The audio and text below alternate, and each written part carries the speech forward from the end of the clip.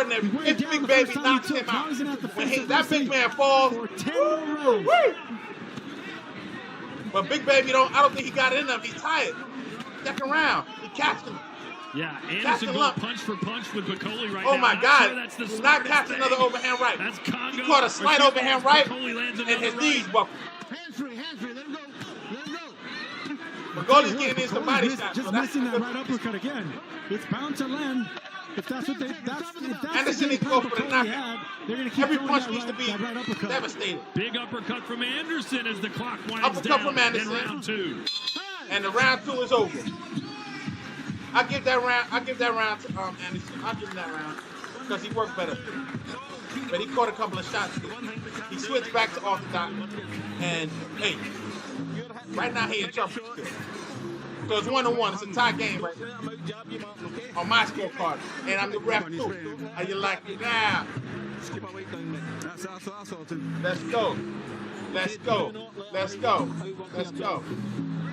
Hit the like button. Subscribe. So you can leave some comments. Subscribe so you can leave some comments. Here's that right uppercut. And that's exactly what they're telling Bacoli in the corner.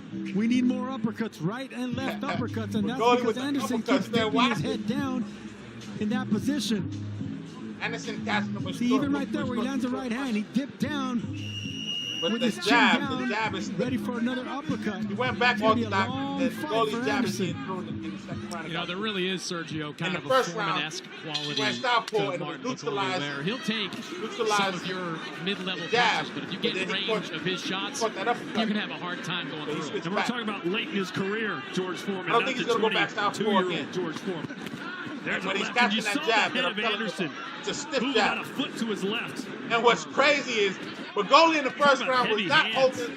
He was not protecting himself. Bacoli's He had one got him. hand like on his belly, and the other And again, hand on Anderson the just floor. can't hold on. He's trying to. Oh my God! grab Bacoli is Bacoli's throwing. arms. He's hooked.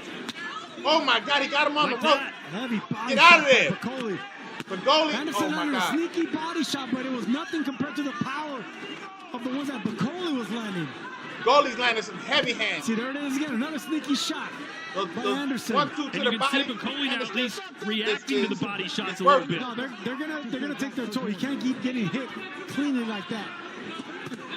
Anderson landed some nice shots, but he's gonna get caught with another. That's gonna be the bread and butter for Anderson. What That's a gonna be the key. Just right. keep picking and poking at Oh my the God. body of Bacoli. Bacoli's Chris, hitting look at him the with power heavy shots. punches landing Anderson's through right round back 2. now. Yeah, Right back now. 21-13 in favor of Martin Those Bacoli. heavy hands. 62 I'm concerned he's gonna catch power another punches. uppercut. Everything Martin Bacoli is throwing is a knockout Anderson shot. is fighting. Anderson's fighting on the back foot, and like they said, Bacoli is throwing knockout punches. And you look at a guy the size of Bacoli and you're thinking he's got to slow down. And at some Bacoli's point. catching He's heavy just hands too too now. big, and a right hand Don't get it lands for twisted. Anderson. But it's not knockout power. There's no power That's gonna behind be it. the key right there. You just focus It's on Olympic this style one boxing body. right there from Whether they're Anderson. jabs, Anderson whether is not uppercuts, throwing no whether left or knockout right. punches. There you go. Beautiful body shot by Anderson. Bacoli's throwing out It's like heavyweight a Mike Tyson knockout punch punches. out, I'm King telling Hippo, you. right? He's You throwing got a hook. right to the body. Every time he throws a hook, he's Definitely. mad. Bacoli Anderson doesn't have the moves to Band-Aid. wherever the hook is coming from. There it Body is again. shot I from love those body Anderson. shots. Body That's shots. gonna be it. Where I We told thought you he this needed could to be be. fight of the But night, he's catching and up boy, with is on the it inside. playing He needs out to like go. it could be Caught an if overhand Bacoli right. lands a Anderson right caught an hand overhand again. right. He's in trouble. He's in Bacoli trouble. just barely Oh my missed a God. big right hook. Here we go again. He caught an uppercut. Anderson needs to Anderson's get out of there. eyes He don't needs to look too move. clear right now. He caught Needs an another uppercut one. again. He's catching a lot of hands in this fight. He's giving Anderson- it back, Anderson though. in trouble. Jared Anderson is not He's stopping fighting back, throwing though. punches. And the stadium ain't full yet. The crowd ain't even into this. Incredible to think that this is solid. just round 3. Nice Body shot by Anderson. Yes. This is going to be one of those fights where Anderson must show heart. Nice He's going hook to have to the to head. show resilience No to beat knockout this monster off him. No knockout punching power, no. Swing and Now a they miss. both throwing This heavy is what hands. we expected, Anderson, guys. This is he goes exactly the like fight we He's the expected. box. Get off the And rope. it's a fight Anderson that is on the never rope. would have happened Anderson except is on for the rope. Riyadh season. And this isn't even close to the main event. We've still got 3 Nice. more to go. It's Anderson won the having round. some success. Anderson, hold up. Yeah, okay. Nice. Okay, Anderson got 2-1. Only because of his work at the end of the round. Because earlier on, he was catching punches and hanging on the rope. He needs to stay off the rope, keep moving, attack that body. That body's going to put the big man down. I'm trying to tell you. That hook to the body, go for the kidney shot. Even if you don't get it, you're going to get in there.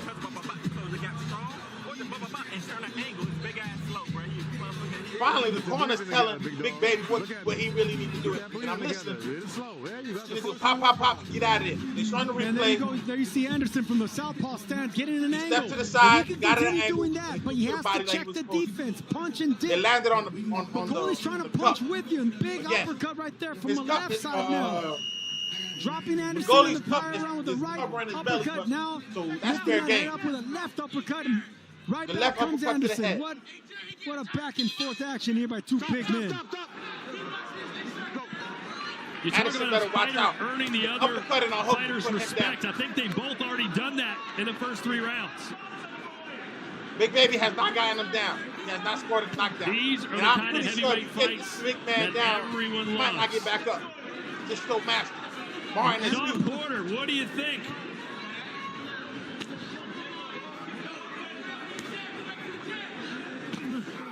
He's still catching. Anderson's still catching that jab. We'll get with Sean in just a minute here. 2:30 to go in round 5. Left hook to the body from Anderson. That's good. Not move. I'll say it again. That's going to be the key here for Anderson. If you could double up on those body shots, I don't care how much mass He needs to there is triple right up there on the those body Coley. shots. They're bound to break through. All right, let's check in with Sean. Yeah, I got to give Martin this is kid back credit. down. He's more mature Doing than this I thought. again. I He's thought open. that after the first round, this He's fight open. might be over. But Coley is big, he's strong, and very, very determined. But I like Anderson still continuing to find a way to fight. Nice left hand They're there right in from the middle of the Anderson. ring. He's not backing down from this monstrous challenge They're of right in the Martin middle of the ring. Coley. If you're just tuning in, Anderson went down in the first, and it has been a slugfest ever since. Oh my the God! head Here go snaps Big Man back for again. Coley with The another 1-2 good in the moment. biscuit. Anderson mixing it up with the bigger. Oh my God! Here we go. 1-2 in the biscuit. 1-2 in the biscuit. Anderson better step back and keep fighting on the back foot. He's a smaller guy. He's a smaller guy. He needs to keep going to the body. He needs to keep going to the body. Right now, he's holding. Holding. So far this round, I'm going to give it to the big man. Again, when Big Baby stays at a distance, he's getting caught.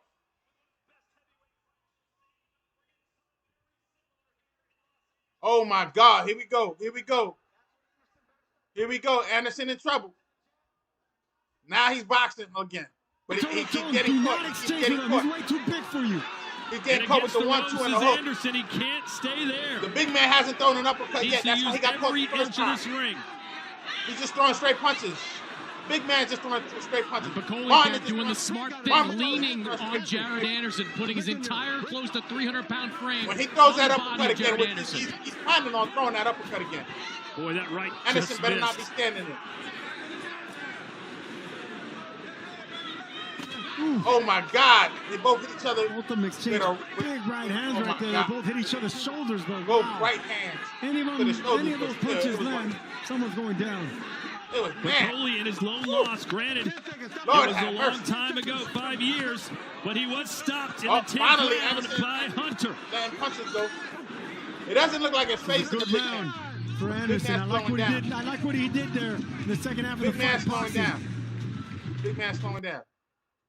Big man slowing down. I think the first 2 rounds got him tired with the hooks he was throwing. Just throwing hooks.